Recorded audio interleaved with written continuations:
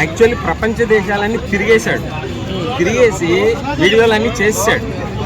వీడికి చేయడానికి కంటెంట్ ఏం లేదు ఇక.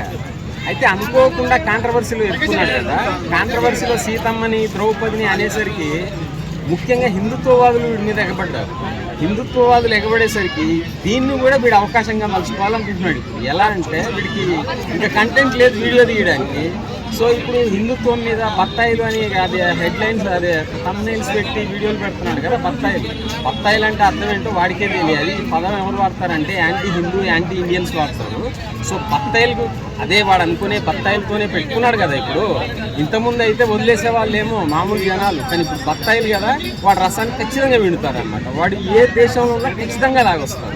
ఒకవేళ ఆంధ్రప్రదేశ్ తెలుగు రాష్ట్రాల్లో కంప్లైంట్స్ పోలీసులు చాలా సీరియస్గా తీసుకోకపోయినా ఉత్తరప్రదేశ్లో రిజిస్టర్ అవుతాయి. యోగి ఆదిత్యనాథ్ ఖచ్చితంగా వాడిని మెడబట్టుకొని కాలర్ పట్టుకొని 100% ఇండియాకు లాక్కొస్తారు. 100% వాడిని బొక్కలో వస్తారు. వాడి జీవితాంతం బొక్కలోనే ఏడుస్తారు. ఏ ధైర్యంతో హిందువులు అన్నాడు బాబాయ్? అదే వాడికి ధైర్యం ఏంటంటే వాడు ఏ మతమైనా కావచ్చు, హిందూ కాకపోవచ్చు.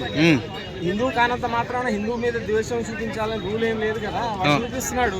వాడు కర్మకి వాడే బాధ్యుడు. వాడికి మూడింది, ఇంకా వాడిని ఇంకెవడు కాపాడలేడు 100%.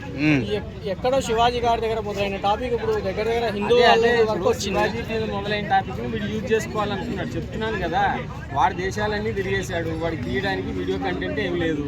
ఇప్పుడు అనుకోకుండా కాంట్రవర్సీ దొరికింది, దాన్ని ఉపయోగించుకోవాలనుకున్నాడు. సో అది కూడా రివర్స్ అయింది.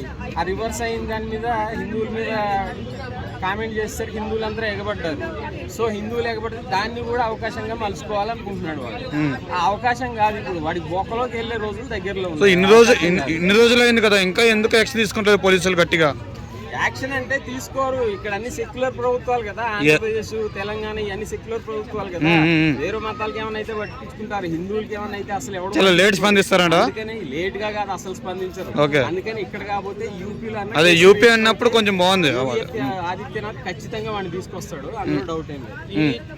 చిలికి కాని వాళ్ళగా కావడానికి కారణం అనసూయ గారు. ఆమె గురించి మీరు ఏమంటారు? అలాంటి వాళ్ళ గురించి మాట్లాడటం కూడా అనవసరం అనమాట. అలాంటి వాళ్ళ గురించి మాట్లాడితే నా వాల్యూ ఇప్పటికీ తగ్గుతలేదు కదా. తగ్గరు, సైకోలు పిచ్చోళ్ళు తగ్గరు. సైకోలు పిచ్చోళ్ళు వాళ్ళు తీసుకెళ్లి పిచ్చి హాస్పిటల్లోనో లేకపోతే సైకియాట్రిస్ట్ దగ్గర పడేయాలి. ఓకే.